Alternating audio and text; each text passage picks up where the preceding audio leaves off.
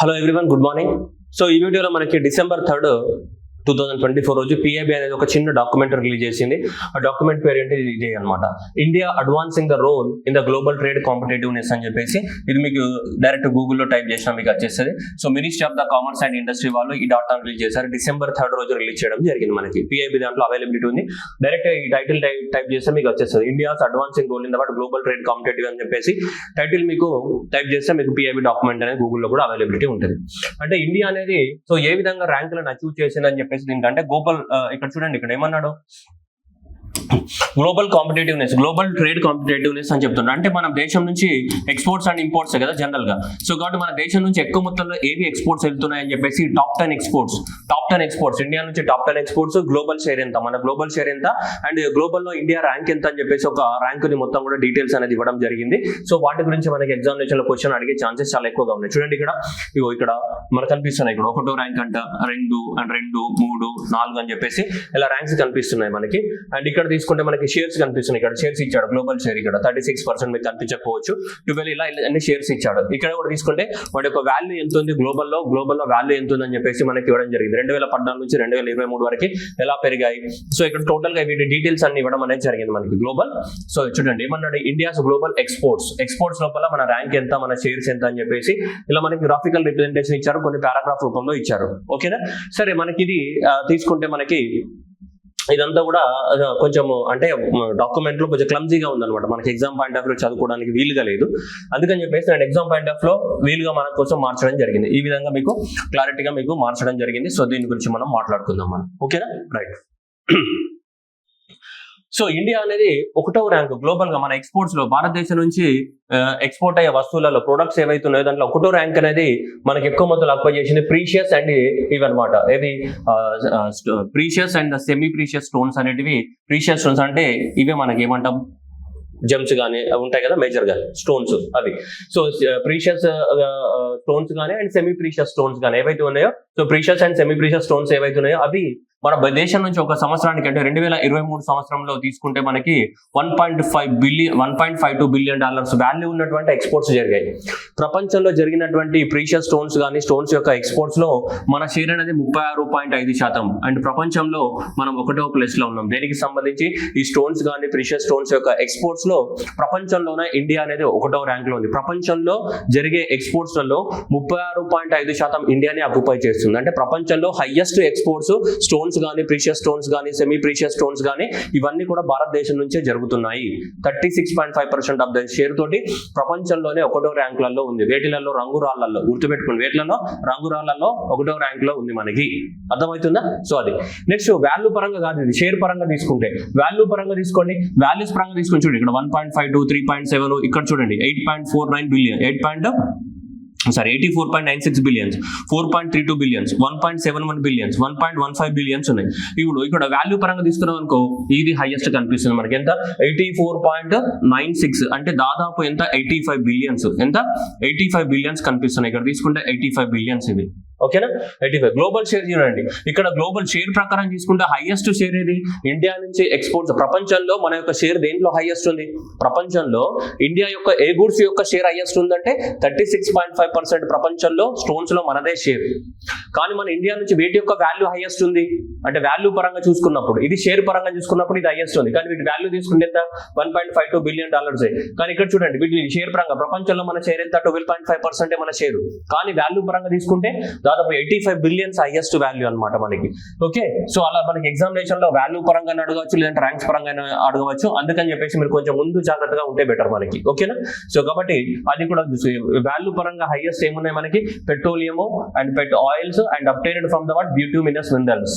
Coal నుంచి, bituminous minerals అంటే coal కదా, వాటి నుంచి తీసుకున్నటువంటి సో పెట్రోలియం ప్రొడక్ట్స్ అనమాట. సరే నెక్స్ట్ మళ్ళీ వద్దాం, వాటికి మీ క్లారిటీ ఇచ్చే ముందే జస్ట్ కొంచెం. ఇప్పుడు నెక్స్ట్ మళ్ళీ వద్దాం ఇప్పుడు. ఓకే, ఫస్ట్ ఇది 1.52 అండ్ ప్రపంచంలో దీని యొక్క షేర్ ఎంత, 36.5. గ్లోబల్ ర్యాంక్ ఎంత, 1వ ర్యాంక్ లో ఉంది. గ్లోబల్ ర్యాంక్ ఎంత, 1 అనేది మన యొక్క ఇండియా యొక్క ఏంటి global rank.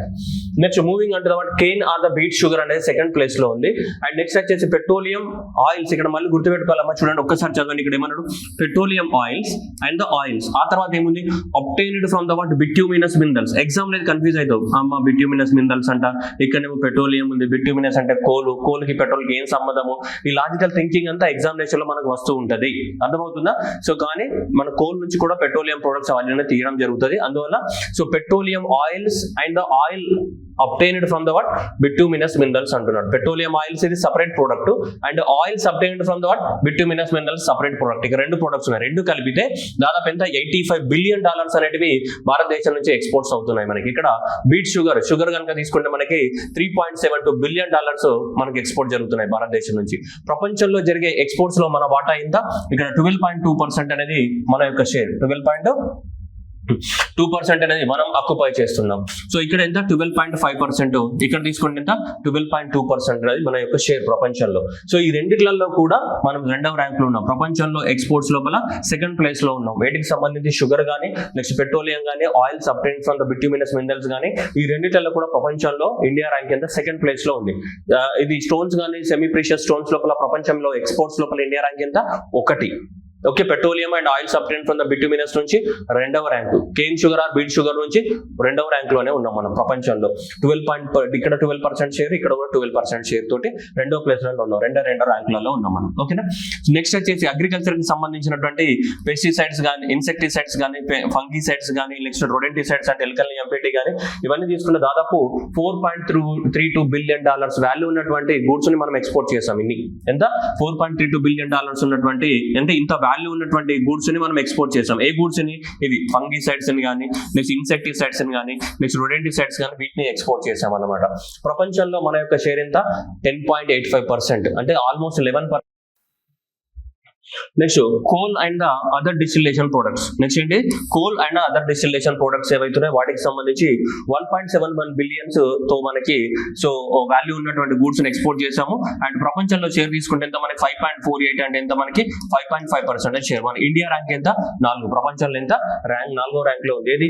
Coal distillation products ఏవైతున్నాయి 4వ ర్యాంక్ లో ఉన్నాయి. Next electronic Motors and generators కి సంబంధించి, ఎలక్ట్రానిక్ మోటార్స్ జనరేటర్స్ ని మ్యానుఫ్యాక్చర్ చేస్తాం కదా.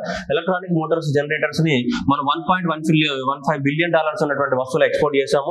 ప్రపంచంలో షేర్ వచ్చేసి 4.86% of the share. India rank వచ్చేసి ఏంటిది? 6th ర్యాంక్ లో ఉంది ప్రపంచంలో. 6th ర్యాంక్ లో ఉంది ప్రపంచంలో. సార్ ఇందులో ఏం గుర్తుపెట్టుకోవాలి సార్? ఇంత డాటా గుర్తుపెట్టుకోవాలని మీకు డౌట్ వస్తుంది. బట్ దిస్ డాటా అనేది అవసరం లేదు.